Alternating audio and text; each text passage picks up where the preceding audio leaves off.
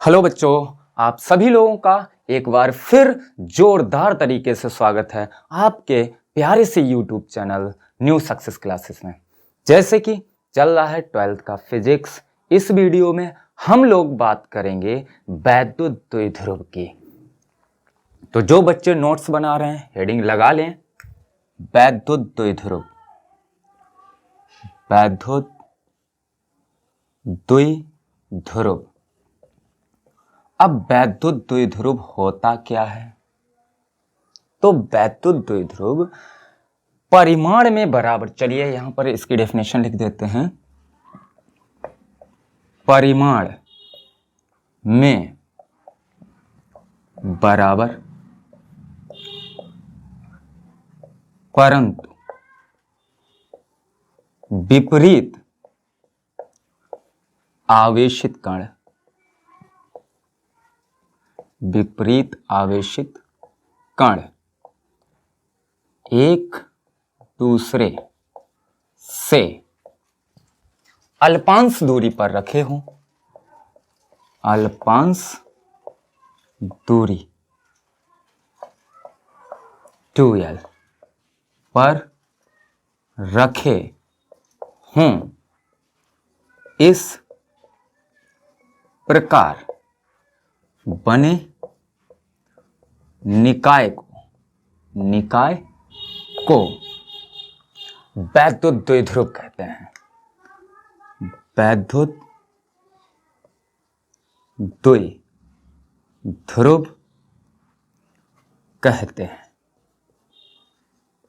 इस प्रकार बने निकाय को वैद्युत द्विध्रुव कहते हैं। जैसे अगर हम लोग जैसे की बात करें तो बेटा एक यहां पर आवेश रख दिया, ये माइनस क्यू आवेश रख दिया, यहां पर प्लस क्यू आवेश रख दिया, वैद्युत द्विध्रुव बन गया। इनके बीच की दूरी 2l होगी। दूसरा अगर नहीं तो इस तरीके से देख लीजिए क्या होगा। यहां पर -5 कूलम, यहां पर +5 कूलम, परिमाण में बराबर परंतु विपरीत आवेशित कण है। और नहीं तो बोले इस तरीके से 2q यहां पर माइनस और एक जगह +2q, इनके बीच की दूरी 2l, इनके बीच की दूरी 2l। अगर आपको कोई तकलीफ हो, 2l ना माने तो इनके बीच की दूरी को d भी मान सकते हैं। तो परिमाण में बराबर परंतु विपरीत आवेशित कण एक दूसरे से अल्पांश दूरी पर रखे हों, इस प्रकार बने निकाय को वैद्युत द्विध्रुव कहते हैं। ये तो वैद्युत द्विध्रुव की बात हो गई। अब ऐसे भी तो हम बोल सकते हैं इसके बारे में कि इसका परिणामी आवेश यानी कि कुल आवेश, नोट हमेशा याद रखना है। क्या नोट में रहेगा? वैद्युत द्विध्रुव का कुल आवेश, वैद्युत द्विध्रुव का कुल आवेश शून्य होता है। कुल आवेश शून्य होता है।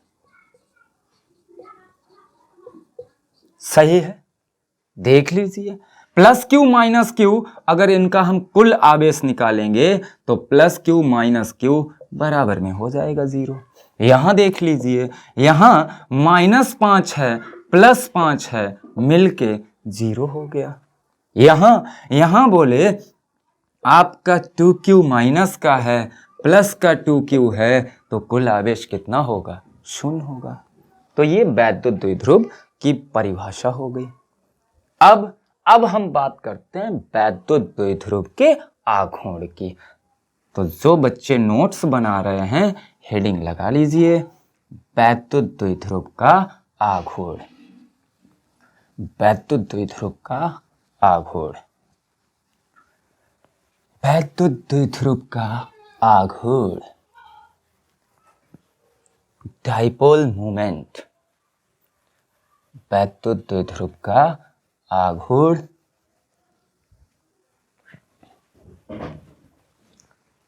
द्विध्रुव आघूर्ण।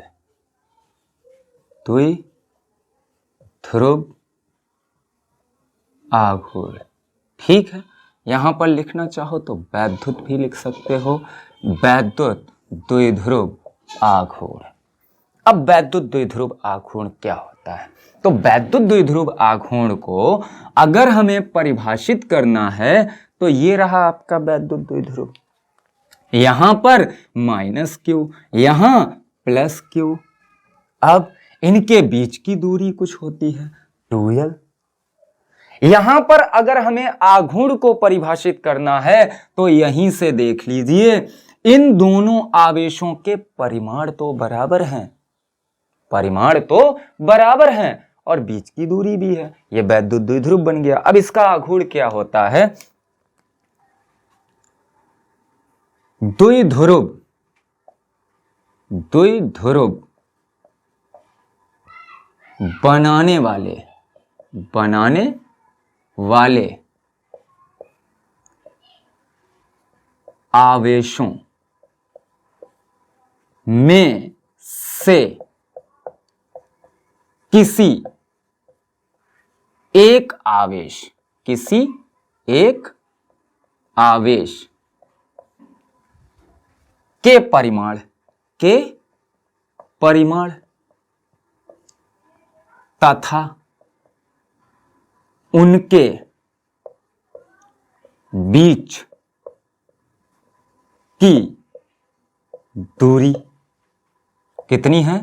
2l के गुणनफल को, के गुणनफल को वैद्युत द्विध्रुव का आघूर्ण कैपिटल P कहते हैं, कैपिटल P कहते हैं।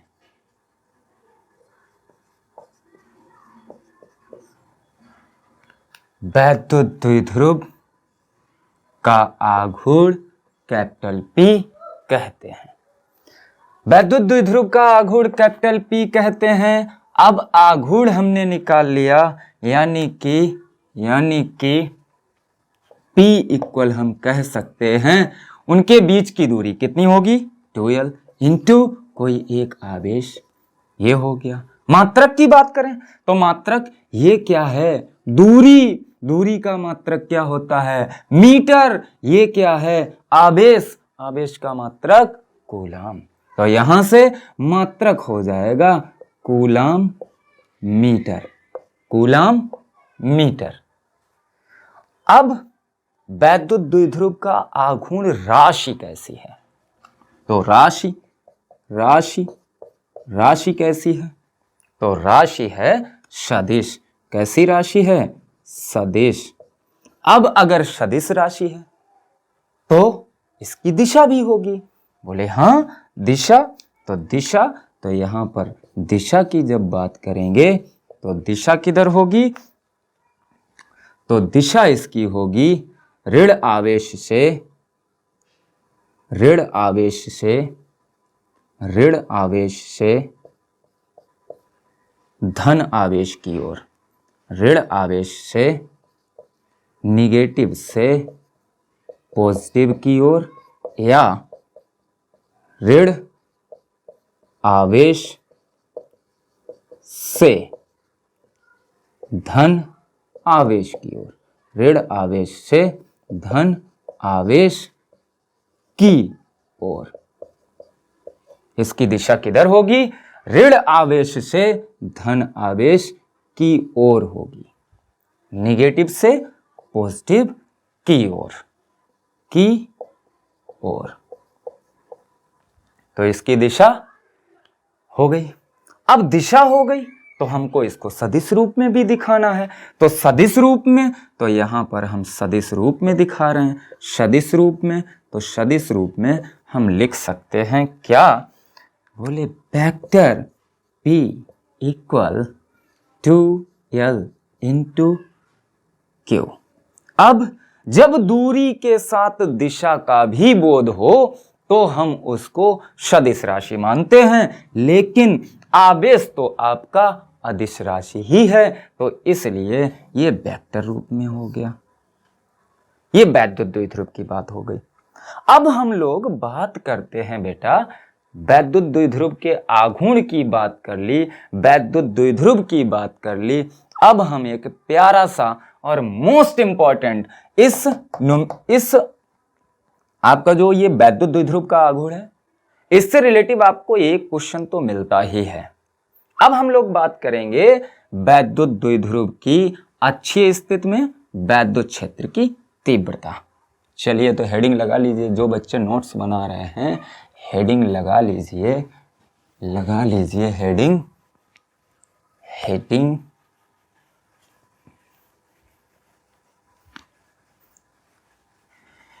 लगाओ भाई, हेडिंग लिखो। हेडिंग क्या रहेगी? हेडिंग वैद्युत द्विध्रुव की अक्षीय स्थिति में वैद्युत क्षेत्र की तीव्रता। अब हमारी हेडिंग है वैद्युत द्विध्रुव की अक्षीय स्थिति में वैद्युत क्षेत्र की तीव्रता। मोस्ट इंपॉर्टेंट रहेगी, ये मोस्ट इंपॉर्टेंट रहेगी। बोर्ड वाले बच्चे ध्यान दें इस बात को, ये मोस्ट इंपॉर्टेंट है। 2024 ठीक है। चलिए अब हम इस डेरिवेशन को करेंगे। डेरिवेशन को करेंगे तो पहले हम कुछ चीजों को समझ लेते हैं। क्या समझ लेते हैं? एक आपका ये वैद्युत द्विध्रुव हो गया, सही है जी, सही है। अभी नहीं सही है, यहां -q और यहां +q, तब आपका बना जाके वैद्युत द्विध्रुव। इसके बीच की दूरी, तो बीच की दूरी को हमने 2l लिख लिया। अब इसका अगर मध्य बिंदु हम मान लें कि ये मध्य बिंदु है, तो ये दूरी कितनी होगी और ये दूरी कितनी होगी? अगर हमने मध्य बिंदु को O मान लिया तो ये अब दूरियां कितनी होंगी? तो ये दूरी बेटा हो जाएगी l और ये भी दूरी हो जाएगी l, हो जाएगी। अरे 2l है, 2l को यहां पर हाफ हाफ कर लिया, मध्य बिंदु O है तो आधी आधी हो जाएगी। अब अक्षीय स्थिति, अक्षीय मतलब इन दोनों बिंदु आवेशों को मिलाने वाली रेखा के किसी बिंदु पर। बोले इन दोनों को मिलाने वाली रेखा तो ऐसी जाएगी, तो मान लेते हैं कि यहां पर कोई बिंदु है P, यहां पर कोई बिंदु है P, जिस पर हमें वैद्युत क्षेत्र की तीव्रता ज्ञात करनी है, जिसकी मध्य बिंदु से दूरी है, वैद्युत द्विध्रुव के मध्य बिंदु से दूरी बोले है r। कितनी है दूरी? r। तो अब बोले हमने तो एक बढ़िया सा लॉजिक पढ़ा है कि कहीं भी वैद्युत क्षेत्र की तीव्रता निकालनी हो, आप एक बिंदु आवेश के कारण वैद्युत क्षेत्र की तीव्रता वाला समीकरण लगा दीजिए। तो अब उसे लगाने के लिए हमें ये दूरी ज्ञात होनी चाहिए कि नहीं? क्योंकि एक बिंदु आवेश के कारण जो वैद्युत क्षेत्र की तीव्रता का इक्वेशन होता है वो ऐसा ही होता है। अब ऐसा होता है तो हमें दूरी पता होनी चाहिए, दूरी यहां से यहां तक की पता होनी चाहिए, और एक दूरी और पता होनी चाहिए। क्या? बोले यहां से और ये दूरी भी पता होनी चाहिए। ये क्या होगी? तो यहां पर देखिए, यहां से लेके यहां तक की दूरी r है, उसमें l जुड़ रही है, तो ये हो जाएगी r + l हो जाएगी। अब ये बोले यार है, r से l को घटा दीजिए तो ये हो जाएगी r - l हो जाएगी। चलिए ये दूरियों का हिसाब किताब थोड़ा थोड़ा खत्म हो गया। अब दूरी हमारे पास क्लियर हो गई, तो यहां से अच्छे से हम एक बिंदु आवेश के कारण वैद्युत क्षेत्र की तीव्रता का सूत्र लगा सकते हैं। चलिए तो अब जो हमने यहां पर लिखा है, जो डायग्राम बनाया है, इसके बारे में कुछ लिख देते हैं। क्या लिखेंगे? माना वैद्युत द्विध्रुव -q व प्लस क्यू आवेशों से मिलकर बना है, जिसके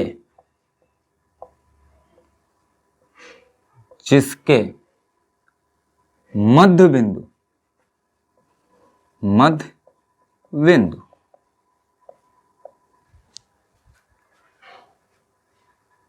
ओ से अक्षीय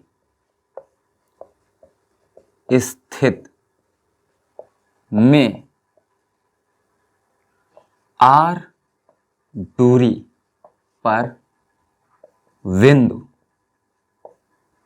P पर वैद्युत क्षेत्र ज्ञात करना है।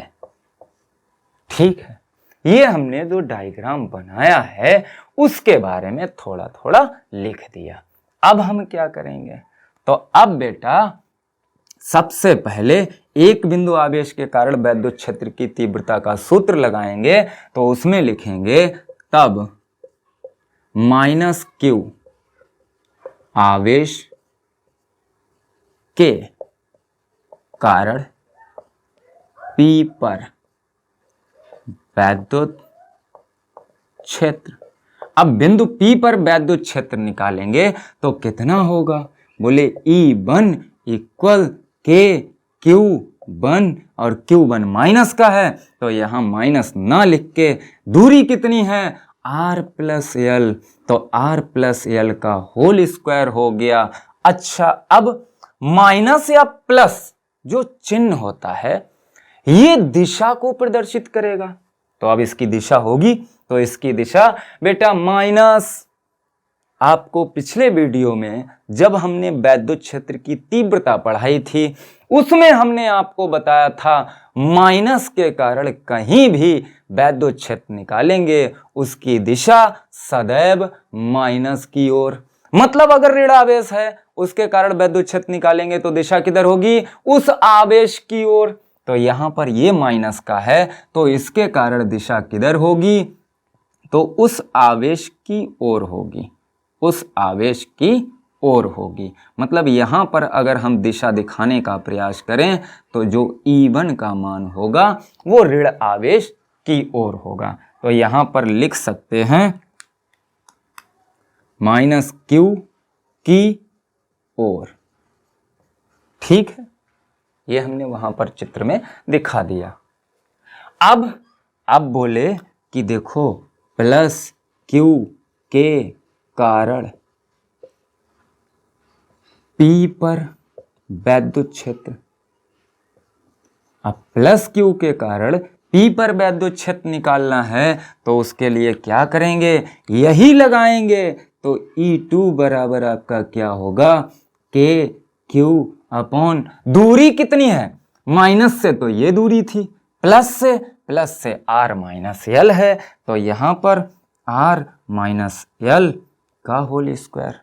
इसको इक्वेशन फर्स्ट डाल दिया और यहां पर इसकी दिशा भी होगी। जी हां, दिशा होगी, किधर होगी, प्लस आवेश कहता है हमसे दूर की ओर, हमसे दूर की ओर, तो दूर की ओर हमने बना दी।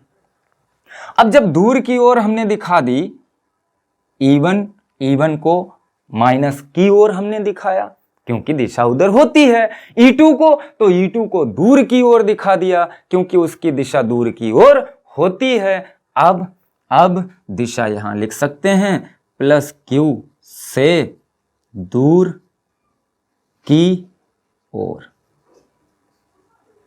इसको हम डाल देते हैं समीकरण 2। ये समीकरण 2 हो गया। अब बोले हमें निकालना है परिणामी वैद्युत क्षेत्र, क्योंकि दो आवेश हैं, हमें इस पूरे निकाय के कारण बिंदु P पर वैद्युत क्षेत्र चाहिए।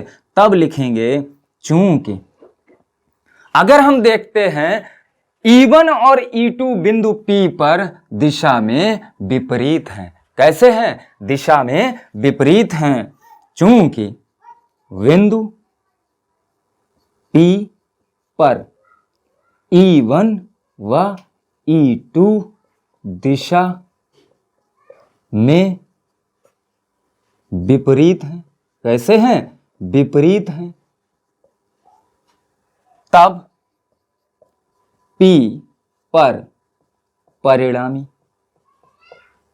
परिणामी वैद्युत क्षेत्र।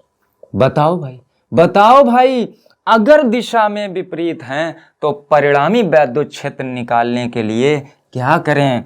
कुछ नहीं करना है। अगर परिणामी निकालना है तो E बराबर परिणामी E होगा। मान लेते हैं कि परिणामी E है, लेकिन कितना होगा? बोले हमें इन दोनों को, जब दिशा में विपरीत हैं तो इन दोनों को घटाना पड़ेगा। अब घटाने के लिए आप किसको घटाएंगे, किससे घटाएंगे? तो यहां पर हम सीधा सीधा एक ही लॉजिक लगाते हैं जो हमने बहुत छोटी क्लासों में सीखा था। जब हम बहुत छोटी क्लासों में पढ़ते थे तब बोले बड़े से छोटे को घटाना है। अब बड़े से छोटे को घटाएंगे तो यहां पर देखिए मान बड़ा किसका होगा? अब मान बड़ा किसका होगा? तो वैद्युत क्षेत्र की जो तीव्रता है वो दूरी के वर्ग के व्युत्क्रम के नियम का पालन करती है। और जब वैद्युत क्षेत्र की तीव्रता दूरी के वर्ग के व्युत्क्रम के नियम का पालन करती है तो इसका मतलब जिसकी दूरी ज्यादा होगी वैद्युत क्षेत्र का मान कम होगा। जिस आवेश से दूरी ज्यादा होगी बिंदु P की, उसके कारण उत्पन्न वैद्युत क्षेत्र का मान कम होगा। और जिस आवेश से बिंदु P की दूरी कम होगी उसके कारण उत्पन्न वैद्युत क्षेत्र का मान भी ज्यादा होगा। तो दूरी कौन सी बेटा ज्यादा है? दूरी यही आपको ज्यादा दिख रही। कम कौन सी दिख रही? ये कम है। इसका मतलब हुआ कि Q के कारण जो हमने वैद्युत क्षेत्र की तीव्रता निकाली है उसका मान कम होगा, और Q के कारण जो वैद्युत क्षेत्र की तीव्रता निकाली उसका मान ज्यादा होगा। तो हम यहां कर सकते हैं E2 माइनस E1। कर सकते हैं? जी हां कर सकते हैं। तो रख दीजिए मान E इक्वल E2 का मान कितना है? तो E2 का मान है KQ अपॉन R और माइनस L का होल स्क्वायर। यही है E2 का मान, यही है U2 का मान। तो E2 का मान ये हो गया माइनस E1 का मान KQ upon R plus L का होल स्क्वायर हो गया। अब यहां से कॉमन मिल रहा है कुछ। क्या कॉमन मिल रहा है? KQ अपॉन कुछ है? नहीं है। छोड़िए, इसको ऐसे लगा दीजिए। क्या बचा? 1 अपॉन R माइनस L का whole square minus 1 upon R plus L का होल स्क्वायर। कितना बचा? अब बोले ये तो कहीं ना कहीं रेशनल नंबर हैं, इनको सॉल्व करना है। तो सॉल्व करने के लिए क्या करते थे? बहुत छोटी क्लासों में सबसे पहले एलसीएम लिया करते थे। तो एलसीएम इसका कितना होगा? तो आर स्क्वायर। अगर नहीं तो इनका दोनों का जो कॉमन मिलता है, जैसे पावर दोनों की यानी कि होल स्क्वायर कॉमन मिल गया और अंदर वालों का दोनों का मल्टीप्लाई कर लेंगे। ठीक, तो ये R square minus L square minus R L plus R L का होल स्क्वायर, ये इतना हो गया। ये प्लस और माइनस कैंसिल हो जाएगा, प्लस और माइनस कैंसिल हो जाएगा। अब बोले जब इन दोनों का लासा ये है तो इसका मतलब है जब इसका हम इसमें भाग देंगे तो इतनी बार ही तो जाएगा, इसका इधर मल्टीप्लाई होगा। जैसे अगर 5 और 1/4 इसका एलसीएम लेते हैं, कितना आया? 20। तो 5 का इसमें भाग देंगे तो 4 बार जाएगा, 4 का इधर गुणा करेंगे, 4 का भाग देंगे तो 5 बार जाएगा, 5 का इधर गुणा करेंगे। तो इसी तरीके से इसको सॉल्व कर लीजिए। इसी तरीके से सॉल्व करेंगे तो ये हो जाएगा आर स्क्वायर, इसका होल स्क्वायर भी खोल दीजिए, R square plus L square और आपका प्लस 2RL माइनस, अब माइनस का भी मल्टीप्लाई करना है और साथ में इसका भी होल स्क्वायर खोलना है। तो ये हो जाएगा आर स्क्वायर माइनस वो R square plus L square और यहाँ पर माइनस का मल्टीप्लाई होगा, इसका होल स्क्वायर खोलेंगे, होल स्क्वायर खोलेंगे तो R square plus L square minus 2RL होना चाहिए। अब इसमें माइनस का मल्टीप्लाई होगा तो ये माइनस का हो गया, तो ये भी माइनस का होगा, ये प्लस का हो जाएगा। उसी हिसाब से लिखना है, R square minus L square plus 2RL हो गया। अब बोले यहाँ कुछ ना कुछ हमें दिख रहा है। क्या दिख रहा है? ये आपका इससे कैंसिल हो गया, ये इससे कैंसिल हो गया, जो बचा हुआ है उसको लिख दीजिए। तो बचा क्या है? E इक्वल के क्यू, क्या बचा? बोले 2RL plus 2RL upon R square minus L square का होल स्क्वायर। इतना ही तो बचा था, इतना ही तो बचा था। चलिए आगे बोले E equal K Q into 2 और 2 मिलके 4RL हो गए अपॉन में R square minus L square का होल स्क्वायर हो गया। हुआ? सही है। आगे यहां पर आगे बेटा हम लोग अभी पढ़ा है, जस्ट अभी पढ़ा है 2L into Q equal P। पढ़ा है अभी पढ़ा है, वैद्युत द्विध्रुव का आघूर्ण। तो यहां पर हम क्या लिख सकते हैं? E इक्वल लिख सकते हैं के तो रहेगा और यहां से आपका 2 बचेगा और क्या बचेगा? एक R भी बच जाएगा, एक R भी बच जाएगा और इंटू हो जाएगा P upon R square minus L square का होल स्क्वायर। सही है। देख लीजिए आपका कितना था? 4RL into Q. के तो हमने ऐसे ही रखा, के तो यहां था, यहां भी के है। अब बोले इसको हमें तोड़ के लिखना है, तो 2R अलग लिख लिया इंटू 2L क्यू अलग लिख लिया, 2 2 4। इसकी जगह पे हमने लिखा है क्या? P। तो बचा क्या? 2R, तो 2R इंटू P हुआ। चलिए इसको थोड़ा साफ कर दें यहां से। अब यहां पर E इक्वल हम लिख सकते हैं 2KPR upon R square minus L square का whole square, newton per coulomb. अब इसमें अगर हम मान लें यदि ये जो L 2L है ये बहुत छोटी दूरी होती है। अब जब 2L बहुत छोटी दूरी है तो हम क्या नहीं कह सकते हैं? यदि हम मान लें कि R जो है या जो L है, L बहुत छोटा है R से, और जब R से L बहुत छोटा है, क्योंकि यहां पर हम देख रहे हैं घटेगा, L स्क्वायर घटेगा R स्क्वायर से, और L बहुत छोटा है, तो हम कह सकते हैं, क्या कह सकते हैं कि L स्क्वायर और भी छोटा होगा किससे? R स्क्वायर से। L स्क्वायर का मान बहुत छोटा होगा किससे? R स्क्वायर से।